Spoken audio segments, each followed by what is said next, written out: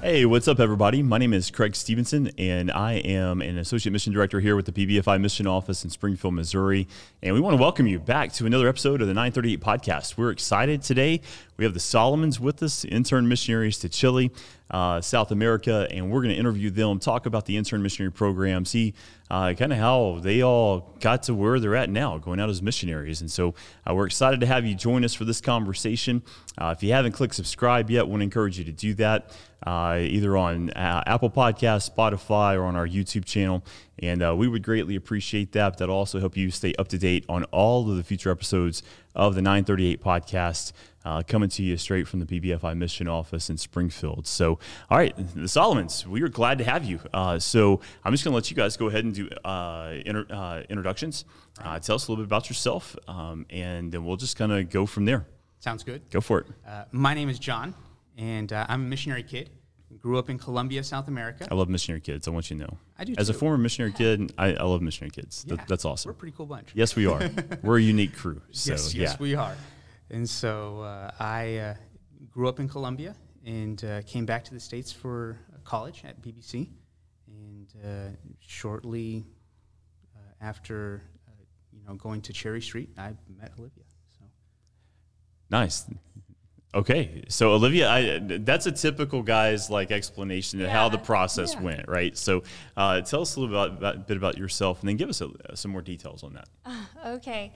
Well, my name is Olivia, and I actually grew up here in Springfield, or at least the surrounding area of Springfield. Cool. And I am not a missionary kid or a pastor's kid. You'd have to go back several generations in my family to find somebody in vocational ministry. Until now. I have a brother who's a pastor, and then I'm a missionary, but it was not a life that I grew up in before. But I was blessed to have parents that were very faithful in our local church and just serving any way that they could.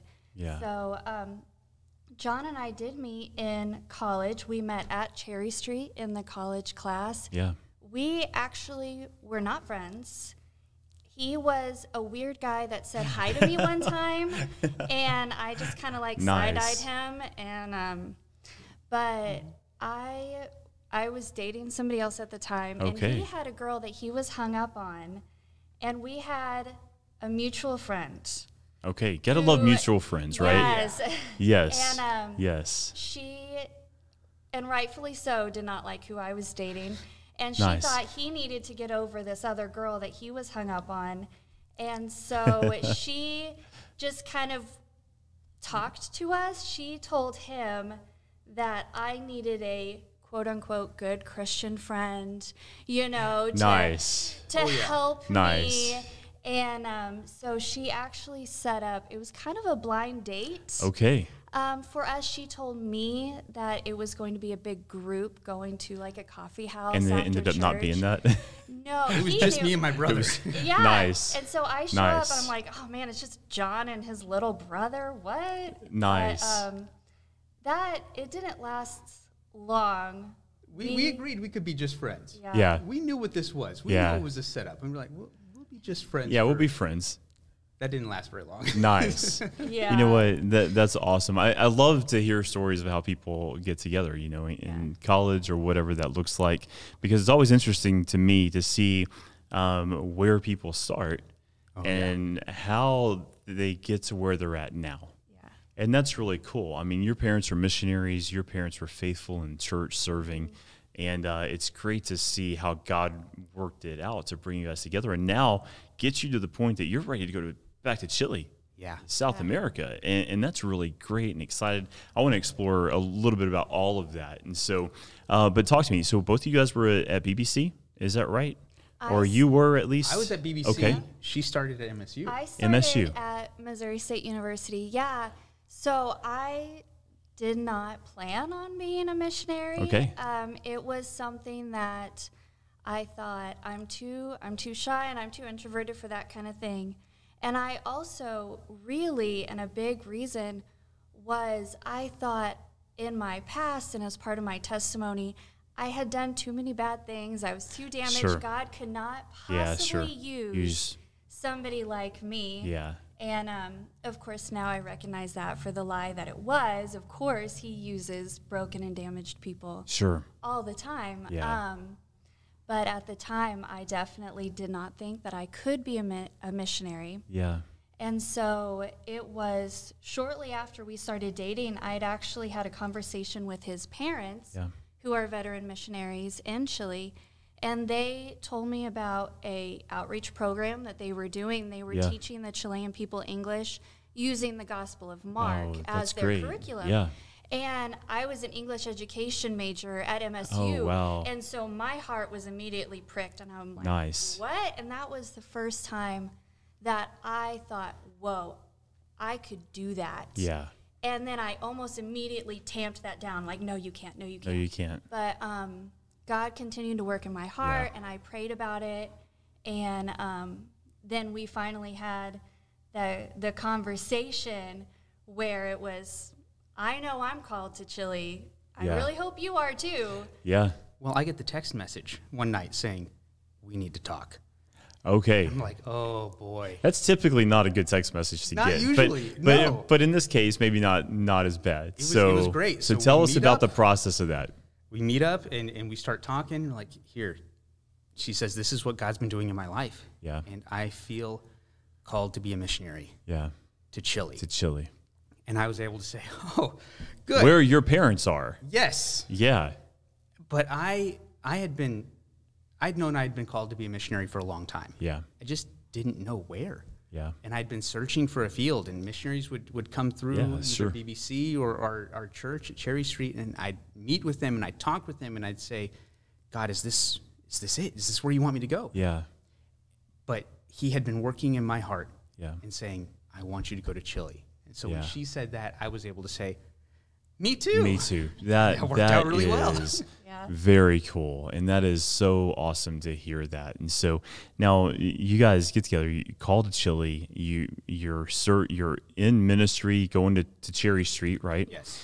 Walk me through a little bit of that process. So what have you been doing at Cherry Street? How long have you been there kind of serving together? What kind of ministries have you been a part of? And then how did God take that and help you understand that now's the time? What did that look like? Well, I've only been going to Cherry Street for a little over 10 years. You've been going there almost your entire life, right? Yeah, my parents joined Cherry Street when I was 2 years old. Oh, wow. So almost your entire life. I like how you said that. Yes. That's right. That's good. Yeah. Yes. Okay, so yeah. For the last over 10 years, we've been in charge and working in junior church. And so that's the kids' service during the main hour, during big church. Oh, yeah, sure. Yes, people say, sure, I get it. Yeah. And so we started out in that ministry, and we're kind of prepared to take that on eventually. And when we first started there, we never thought that we would be in charge of that ministry.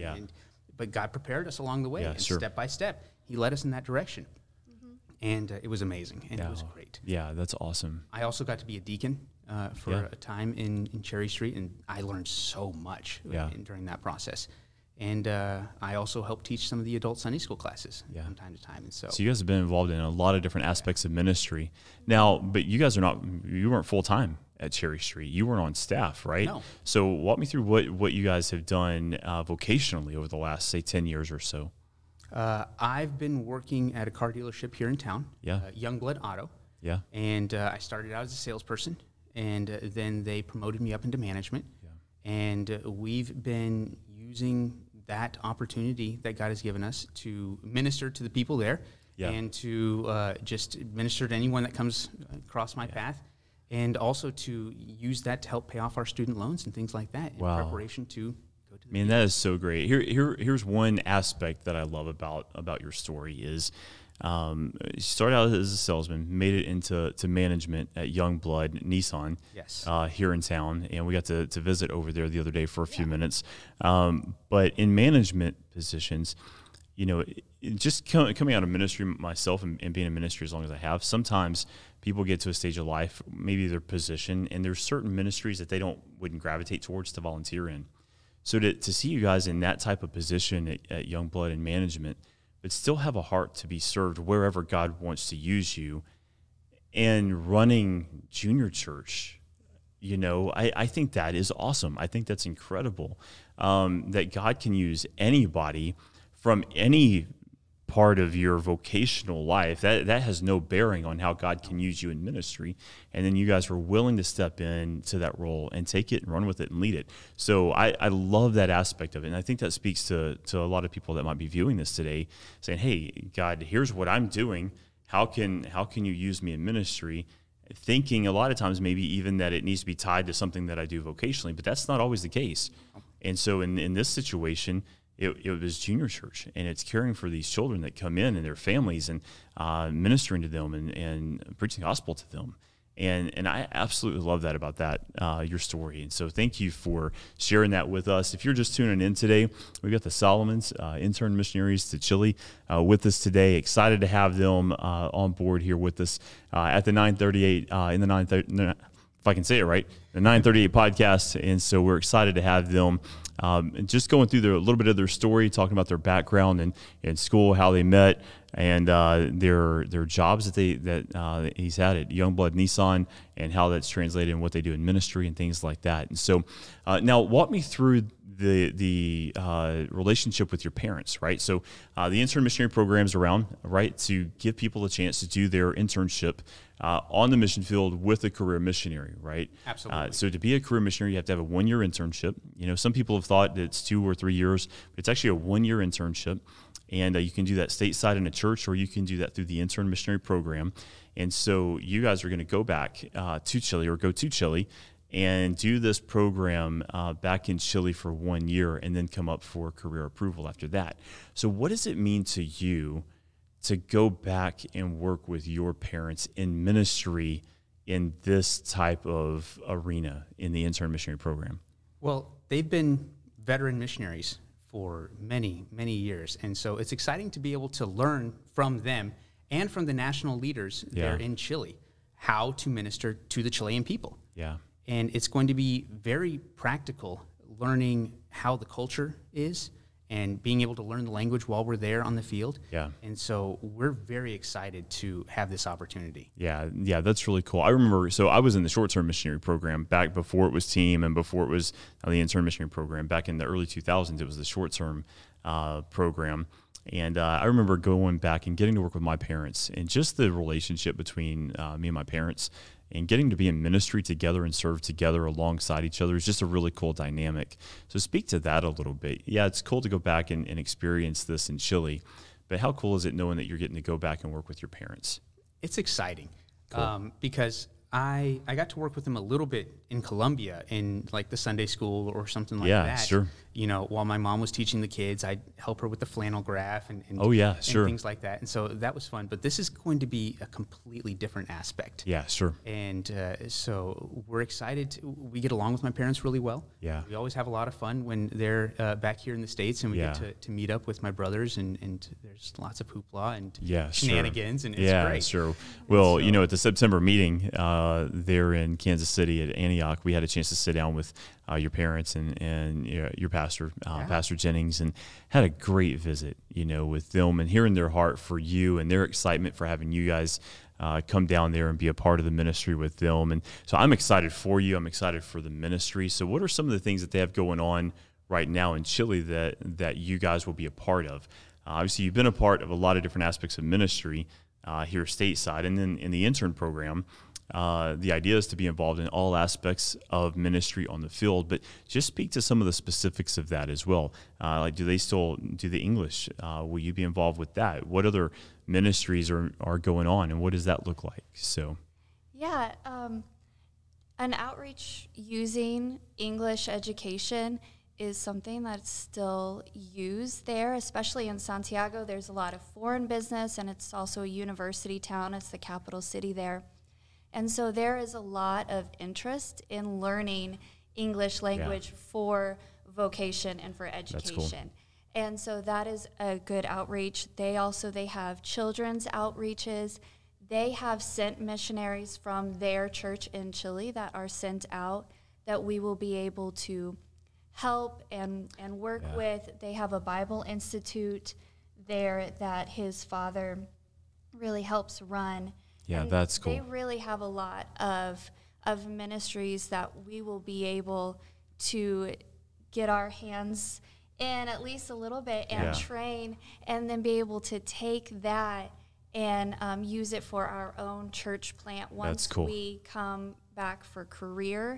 And we can use those ministries and those ideas in our church plants. Oh yeah, that's exciting. You know, just to hear all that they have going on, and your parents are doing a great job. And a lot of people know them and pray for them and are involved in their ministry, and it's great to be able to go to an established work like that. And then it's especially special to be able to do that with your parents. Absolutely. And so I'm excited about that for you guys. So listen, you know, we never know who might be tuning in and listening to the podcast. And so let's just say that maybe we have someone on here that's considering being a missionary, right? We know there's a big need around the world, okay? And you have 30 seconds to talk to them and say, hey, here's why you should consider Chile. What would you tell them? There's such a great need. The capital city is 8 million people. And then an hour towards the coast, there's twin cities, and they need churches. And up north, they need churches. And down south, they need churches. And there are people in these cities and in these towns that have been praying for someone to come and start churches. Yeah. And there's just such a great need. Yeah. And we need people to come and help us. Yeah. No, that's great. You know, we just walked through Project 938, and it's all set up around Matthew 9:38, and we understand that, praying for more laborers, the prayer request that Jesus gives us. But how true is it all around the world that really the need is tremendous all around the world, but the opportunities are massive. You know, I think about a city like that. How many people did you say? Over like 8 million. Over 8 million people. Like anywhere you go, you can have a gospel conversation probably with someone that really hasn't heard the gospel the way we believe the Bible lays that out, right? And so just the opportunities are incredible. And so if you're watching today and you're praying about where you could go as a missionary, I want to seriously ask you to consider what that might look like in Chile. And pray and see if that might be a door that God might open for you in your life to go partner with the Solomons and the Solomons, right? That's right. Both Solomons Yes. and the ministry down there, or even just go down there and take a short-term trip to see them, a mission trip, and see what it's like there in the ministry. And if you're a pastor today watching, I want to encourage you to invite the Solomons in to come in and present their work and what they're going to be doing through the Intern Missionary Program. Take them on for support, but more importantly than anything, we want to ask everybody to pray for them as they're on the road right now on deputation, raising their funds to make it to Chile. And we're excited for you guys, and we're privileged to have you guys a part of the BBFI family. And it's been great to get to visit with you and get to know you guys a little bit. I'm sure a lot more of that's to come. But it's been great to have you guys as a part of this. And so, listen, one last opportunity for you just to say anything that you'd like to our viewers, whoever's tuning in today, about Chile, about missions, about the call of God, about praying for more missionaries. Is there anything that you would leave us with today and say, here's one last thought that I would give you today? The last thought that I have is whatever God's calling you to do, just say yes. Yeah.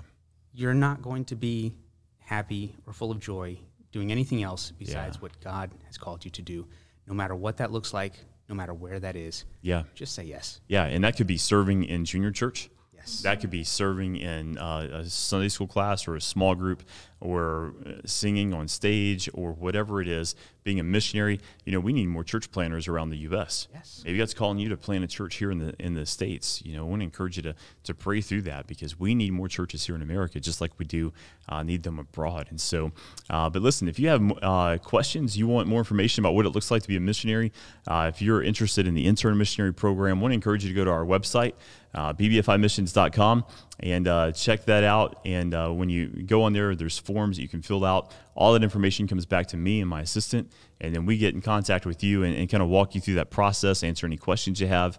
And we would love to do that with anybody that's interested. And so I want to encourage you to go check that out and contact us. And looking forward to seeing God continue to call more people to countries all over the world to plant churches, spread the gospel, and see people saved and baptized and discipled, and then go around and do that again out of the ministries, wherever that looks like. And so, guys, I just want to thank you for being here today. It's been great to have you share a little bit of your story and your heart for ministry and for people, and looking forward to seeing what God does with you guys as you make your way down to Chile, okay? So, hey, listen, thanks again for joining us today, and look forward to another episode here soon of the 938 podcast. If you haven't clicked subscribe yet, I want to encourage you to do that. Remember, we are now on Apple Podcasts, we're on Spotify, and we have our video podcast there on YouTube through our YouTube channel, BBFI Mission. So I want to encourage you to go click subscribe and share that on all your social media platforms and help us build this audience as we talk about missions and what God's doing all around the world. Have a nice day, and we'll see you next time.